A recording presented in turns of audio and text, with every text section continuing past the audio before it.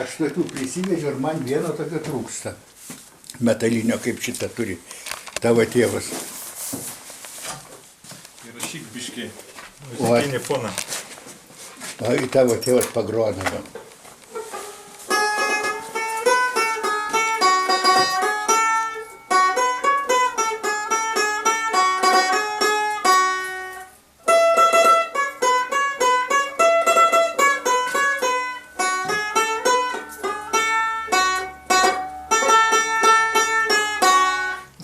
Nu, tai išmokino.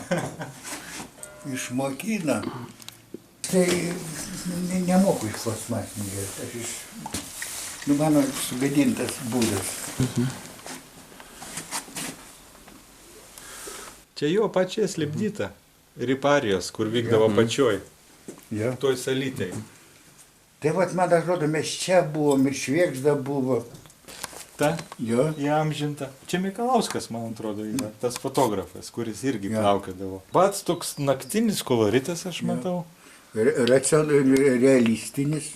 Jo, ir, kaip sakant, vne kontekste, ne? Nu, tėvas labai save gražiai patapė. Pasakau, ir taip pat Maskvičiui buvo pasakyta, kad ar matyt, kas 2 kilometrai, kas po rublį. Ir tai tėvas viską turėjo tokį pundelį. Skaitliukas. Tik pravažiuoja rublis. Tik pravažiuoja rublis. Ir taip traukia. Žmonės, kurie plaukiodavo, kurie buvo tuo metu. Nors Juozas be kaklo. O kas vaikas tas? Juozas Ne, kai gulit, įtrauki va tokią poziciją tiesiog.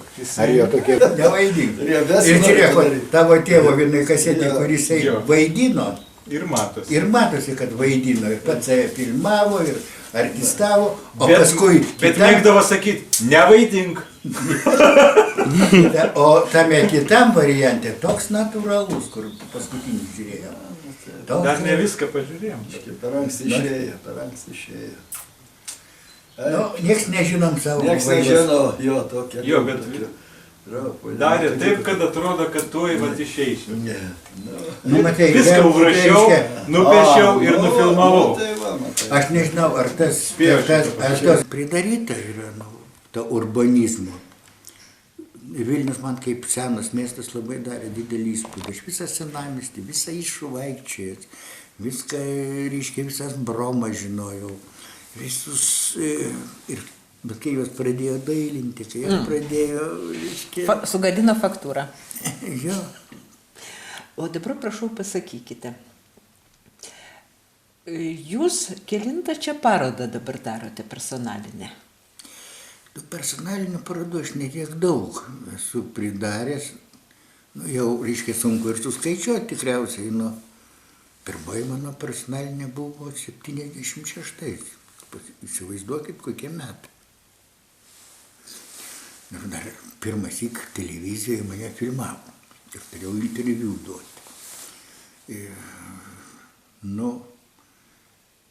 Aš taip nebuvau iš tų žmonių, kurie labai taip jau kas metai, bet kokie 7-8 personaliniai yra. Buvo personaliniai ir Karaliaučiai, buvo ir Latvijai, buvo, reiškia, šitą, aš nesureikšminu šitą visiškai, man yra svarbiau mano darbai, kurie kabo mano dirbtuvėse. Gerai, o kas dabar ant jūsų molberto? Aš labai džiaugiausi, kad viską nukabinau nuo sienų ir ant mano sienų vis vien kabo tapyba. Mano. Reiškia, aš ne viską išvežiau iš namų. Kad reiškia, žinokit, jeigu taip, aš turiu tokį juodą sąrašą, ir jiems daviau, reiškia, pas mane kiekvienas darbas yra numeruotas. Sąrašą turi savo ir turi adresą, kuris egzistuoja, kaip dovanotas, reiškia, kokiais būdais išėjęs. Reiškia, tai aš, kai man vienas tik, kai Gudaitis pasakė, kad gal ir per 1000 darbų padariau, taip sunkiai. Sako, gal net atraukiau. Aš jau senai 1000 perlipau. Tai galima sužinoti, koks dabar Paskutinis numeris? Nu, jau 250, 200, jau lygi 1300 eina. Nu, jau artėjau prie 1500 patruputį. Taip. Ir paskutinis tradicinis klausimas. Ne dirbtuvėje, o jūsų namuose, vat, toje erdvėje, kur jūsų šeima yra, kabo jūsų darbai ar jūsų draugų darbai? Visai kabo ir prie lovos kabo jo tėvo darbas. Labai gražus. Rytą atsibundu. Tavo tėvas viršuje, o apačiai Jablonskis Kauna šitą. Aš su jais pasisveikinu. Be abejo, savo, pas mane ta klasė buvus yra kaip dirbtuvė, virtuvė ir salonas. Nu, reiškia tokia renesansinis toks variantas. Tai be abejo, tai dirbtuvė ten tik taip, nu, pora Jablonskio darbelių, mažyčių tokių, reiškia, bet taip aš neįleidžiu svetimų. Mano yra čia zona ir viskas. O taip tai, nu, turiu, atsakau, atsibundu su jo tėvu. Užtat ir paroda? Galbūt. Mes tokie, nu, mus suvedė tą meilę pamariui, meilę praeičiai šitai, meilę, nu, negalėjom. Ir jie atsimena, kaip laivai plaukė, kaip, reiškia, nu, mes negalėjom. Bet gal tas buvo toks, nu, paveldo, sovietiniais laikais tas paveldas buvo taip žlugdamas. Pas mus Lietuvoje irgi buvo viskas apleista, aš mažiau kaip mano kaime viskas nyksta. O kai dar nuvažiuoju į Karaliaučiaus sritį, nu, aš ir plenerus su studentais ten dariau, ir dabar vėl Donelaičio plenerė turėsiu dalyvauti. Ir reiškia, kurie kaliningradiečiai organizuoja. Nu, kad mes ne ką blogesni už juos, jie tai atėjūnai, bet ir pamarė atėjo į Žemaitijos atėjūnai. Prasigėrė, ir tokie dvarai, tokie dvarai žlugė. Kodėl dingęs? Dėl to, kad dingęs, neišgelbėjo niekas. Tai buvo vakarų kultūra. Mes mažoje Lietuvoje buvom Europos Sąjungoje. Tai buvo europinis kraštas. Ir atėjo barbarai, tiek lietuviai, tiek ruskiai. Atėjo jie ir jie nemokėjo suvokti. Pažiūrėk, Tumo sodybą. Nu, atrodo normalus žemaitukas. Nieko. Viskas sugriuvę, tik tai sienos belikė. Čerpinis stogas įgriuvęs, nu, reiškia, nebuvo prižiūrėtas stogas, nebuvo prižiūrėta viskas, nu, tai aš suprantu, bet kokie tvartai buvo, jie atėjo į tokius gražius, reiškia, pastatus. Tai buvo, nu, ir kai pasižiūrė, nu, širdis verkė, va, su jo tėvu nuvažiuojam dabar, dar liktai atrodė tas dvaras toksai normalesnis, aš dabar nesenai buvau, baisu, nusiaubdas, lietuvaičių. Pilutė tokia, turi tokį, kaip čia pasakyti, tarybiniais laikais Šilutėje pasisekė, kad buvo vykdoma, kad pirmininkas partizanas, bet be galo mylys tą kraštą. Ir Šilutė nieko nepasikeitė nuo tarybinių laikų. Jis buvo išpuoselėta, išžiūrėta. Nu, dabar ten biškai atsirado porą naujų parduotuvių, bet viskas lygiai yra. Aš kaip ją atvažiuoju, man širdis ten atsigauna. Haidekrugas man, mes su mama visi saugų važiuodami, važiuosim į Haidekrugą.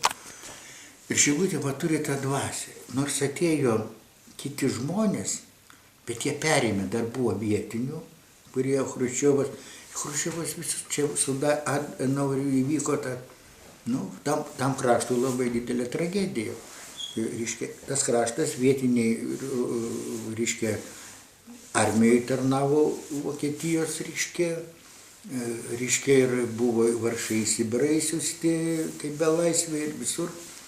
Ir kadangi prasidėjo tos, reiškia, prie Chruščiovo derybos su vakarų Vokietija ir Adenaueris, reiškia, tada ambasadą padarė Maskvoje ir jie susitarė, kad Vokietijos piliečiai buvę gali grįžti į Vokietiją.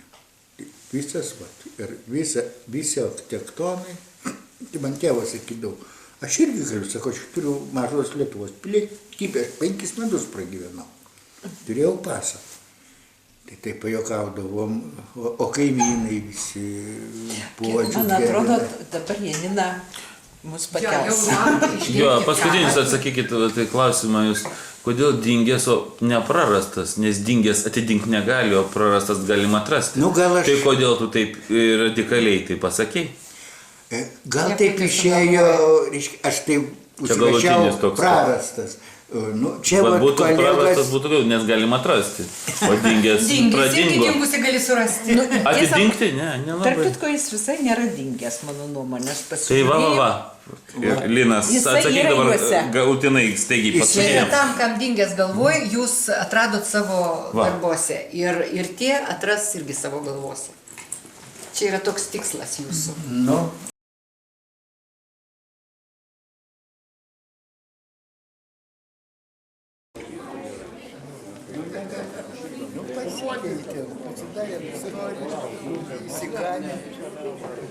Dar atsimenu, dar tokie nedidukai buvo, kaip laukia.